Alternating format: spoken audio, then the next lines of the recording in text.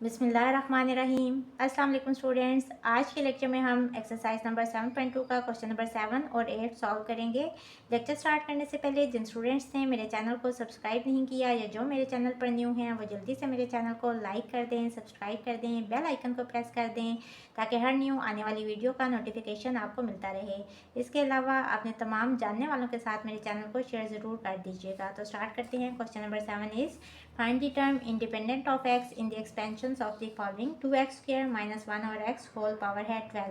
अब हमने वो वाली टर्म फाइंड करनी है जहाँ x की वैल्यू ना हो, यानी कि जिसमें x की वैल्यू आती ही ना हो। तो इसको किस तरह से सॉल्व करेंगे। यहाँ एक्सपेंशन गिवन है तो एक्सपेंशन का फॉर्मूला यूज़ करेंगे। TR+1 इक्वल होता है NCR, a पावर है n minus R, b power है r। r की वैल्यू फ़िलहाल गिवन नहीं है तो r ऐसे ही लिख लें और n यहाँ कितना है 12, तो ये हो जाएगा 12CR, a है 2x स्क्वायर और इसकी पावर होगी 12 माइनस आर और b की वैल्यू होगी -1/x। ये आपने ज़रूर याद रखने हैं कि जब यहाँ नेगेटिव साइन हो तो b की वैल्यू में ये वाला नेगेटिव साइन साथ में लिखते हैं। तो ये होगा -1/x होल पावर r। ये हो जाएगा 12CR। अब हम यहाँ से x को अलग कर लेंगे। ये हो जाएगा 2 पावर 12 माइनस आर और x स्क्वायर की पावर है 12 माइनस आर और यहाँ से -1 को अलग कर लें, -1 पावर r और 1/x पावर है r।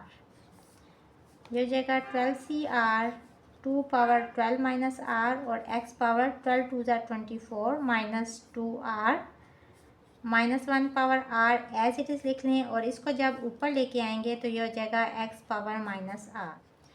12CR 2 power 12 minus r, x power 24 minus 2r -1 power r। और देखें यहाँ दोनों की बेस सेम है तो इनकी पावर्स ऐड हो जाएंगी। ये हो जाएगा 24 minus 2r minus r।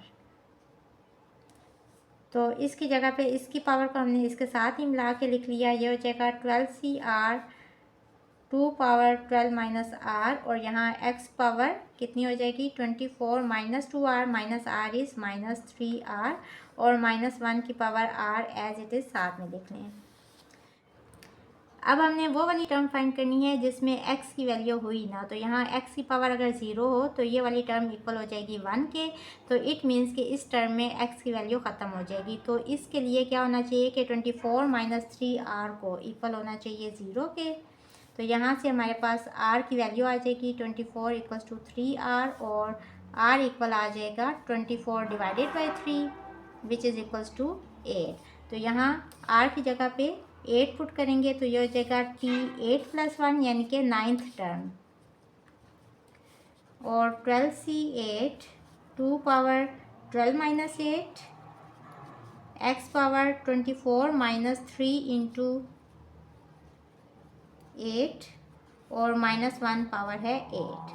12C8 is 495, 2 power 12 minus 8 is 4, x power 24 और यहाँ भी 8 3 ज़ा 24। तो ये हो जाएगा 24 minus 24 which is 0, x power 0 और -1 की पावर इवन नंबर है तो ये पॉजिटिव साइन आ जाएगा।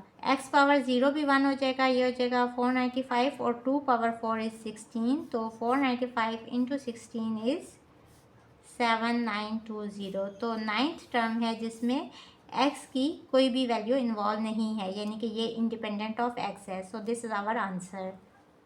क्वेश्चन नंबर 7 का सेकंड पार्ट है √x plus 1/3x square whole power है 10 और यहाँ भी हमने वो वाली टर्म फाइंड करनी है जो इंडिपेंडेंट ऑफ x हो।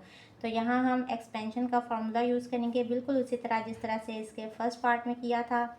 NCR, a पावर है n माइनस आर और b पावर है r। अभी तक हमें r की वैल्यू नहीं पता तो r हम ऐसे ही रहने देंगे और n है यहाँ इक्वल्स टू 10 तो 10CR, a है यहाँ √x पावर 10 माइनस r हो जाएगा और b पावर r और b कितने हैं 1/3x स्क्वायर और इसकी पावर है r। 10CR √x को हम इस तरह से लिख लेंगे x पावर 1/2 और होल की पावर है 10 माइनस r और यहाँ से 1/3 को अलग कर लें 1/3 पावर r और बाकी कितना रह गया 1/x स्क्वायर की पावर r। ये हो जाएगा 10CR और x की पावर हो जाएगी 10 माइनस r/2 जब ये 1/2 इसके साथ मल्टीप्लाई होगा तो इसके नीचे ही ये वाला 2 आ जाएगा, इंटू 1/3 पावर आर और इंटू 1/x पावर 2r हो जाएगा। अब हमने x की पावर फाइंड करनी है, तो हम x की पावर को कैलकुलेट करेंगे। इन सारी वैल्यूज़ को हमने एक ही जगह पे लेके आना है, तो इसको ऊपर ले आएँ, ये ऊपर आके x पावर -2r हो जाएगी। अब इस वैल्यू को इसके साथ लिख लें, चूँकि बेस सेम है तो पावर्स इकट्ठी हो जाएंगी। x पावर हो जाएगा 10 - r/2 और ये वाली पावर इसके साथ लिख लेंगे -2r और इंटू 1/3 पावर है r। इसका अगर हम एलसीएम लें तो यहाँ एलसीएम सेम करने के लिए 2 से ऊपर और नीचे मल्टीप्लाई करेंगे, तो ये हो जाएगा 2 × 2 = 4r और नीचे हो जाएगा 2, तो ये हो जाएगा 10 - r -4r और ये हो जाएगा 10 - 5r/2। तो इसको हम इस तरह से लिख सकते हैं tr+1 = x पावर 10 - 5r/2 इस सब की जगह पे। और साथ में ये तो मैंने लिखा ही नहीं, 10cr भी लिखना था, इस तरह से लिख लेते हैं इसको, और 1/3r साथ में एज इट इज़ लिख लेंगे। अब देखिए हमने वो वाली टर्म फाइंड करनी है जिसमें x की वैल्यू हो ही ना, यानी कि x की पावर यहाँ 0 होगी तो ही x वाली टर्म 1 हो जाएगी। तो यहाँ से क्या आ जाएगा कि 10 - 5r/2 को इक्वल होना चाहिए 0 के। इसको क्रॉस मल्टीप्लाई करें, 2 यहाँ आके 0 से मल्टीप्लाई होगा तो 10 - 5r इक्वल हो जाएगा 0 के। यहाँ से 5r को इस साइड पे ले आएँ तो 10 = 5r हो जाएगा, 5 यहाँ आके डिवाइड हो जाएगा तो r = 10/5 which is equals to 2, यानी कि r अगर हम 2 पुट करें तो हमारे पास वो वाली टर्म आ जाएगी जिसमें x की वैल्यू नहीं होगी, यानी कि x की टर्म होगी ही नहीं, x² x³ या सिंगल x इसमें आएगा ही नहीं।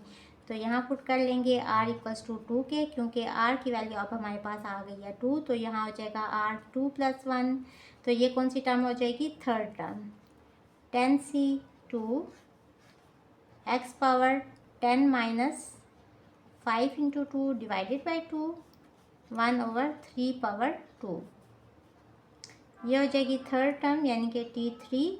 10c2 इज़ 45 और यहाँ 5 × 2 = 10, तो 10 - 10 0 हो जाएगा, 0 डिवाइडेड बाई 2 इज़ अगेन 0, तो x पावर 0 आ गई और 1/3² is 9।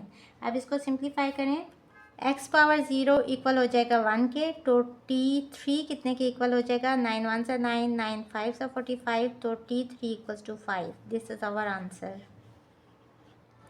Question number 8 is find the r term from the end in the expansion of a plus b whole power n where r is greater than equals to 0 less than equals to n। एक तो यहाँ expansion given है, तो expansion का formula use होगा, वो मैंने यहाँ लिख लिया। और यहाँ एक्सपेंशन का फार्मूला किस टर्म के लिए है, r + 1th टर्म के लिए फ्रॉम द बिगिनिंग, यानी कि अगर हम इसको एक्सपेंड करें तो शुरू से कौन सी वाली टर्म होगी, r + 1th टर्म। और एक और चीज़ यहाँ यूज़ होगी, पेज नंबर 195 पे some properties of binomial expansion given है, उसका 8th पॉइंट है, a term which is at rth position from the end in the expansion of a + b whole power n। अगर आप इसको एक्सपेंड करें तो एंड वाली साइड से जो rth पोजीशन होगी वो किसके इक्वल होगी, अगर शुरू वाली साइड से हम उसको देखें तो वो इक्वल होगी n + 2 - rth पोजीशन के। तो हम यहाँ क्या करते हैं कि हम इसको किससे कंपेयर करते हैं, rth टर्म की शुरू वाली साइड से, क्या पोजीशन है, n + 2 - rth पोजीशन है। और यहाँ से हम r की वैल्यू फाइंड कर लेंगे, n + 2 - r और ये वाला +1 यहाँ आके हो जाएगा -1, तो ये किसके इक्वल हो जाएगा, n + 2 - 1 इज़ 1 -r, तो n + 1 - r की वैल्यू इक्वल आ गई n + 1 - r के, वो हम यहाँ पुट कर देंगे, तो ये कितना हो जाएगा, t और r की जगह पे n + 1 - r और ये वाला +1 साथ में आ जाएगा इक्वल्स टू NCr। n तो वही रहेगा क्योंकि यहाँ n की वैल्यू गिवन ही नहीं है, तो n ही रहेगा और r की जगह पे हम ये वाली वैल्यू लगा देंगे, n + 1 - r, a power n as it is और माइनस, और r की जगह पे ये सारी वैल्यू लगा देंगे, n + 1 - r और b की पावर भी हो जाएगी n + 1 - r। अब यहाँ इसको ओपन कर लें, n + 1 - r +1 हो जाएगा, और यहाँ क्या हो जाएगा n, और यहाँ लिख लें n minus R plus 1 a power n minus, bracket open करेंगे तो सारी जो साइंस हैं वो चेंज हो जाएंगे। यहाँ हो जाएगा माइनस n माइनस 1 और प्लस r, और b power n minus r plus 1। n और n ये दोनों कट जाएंगे, और यहाँ क्या हो जाएगा n minus r plus 2, n minus r plus 1, a power r minus 1 रह गया, और यहाँ b power n minus r plus 1। अब इसको थोड़ा सा सीधा करके लिख लेंगे n प्लस 2 माइनस r करके, क्योंकि बिगनिंग वाली साइड से जो आर्थ पोजीशन है वो ये वाली है, ताकि ये इसके इक्वल आ जाए सेम तरह से। वैसे तो इक्वल ही है, लेकिन हम 2 को यहाँ लिख लेंगे और माइनस r को इस साइड पे लिख लेंगे।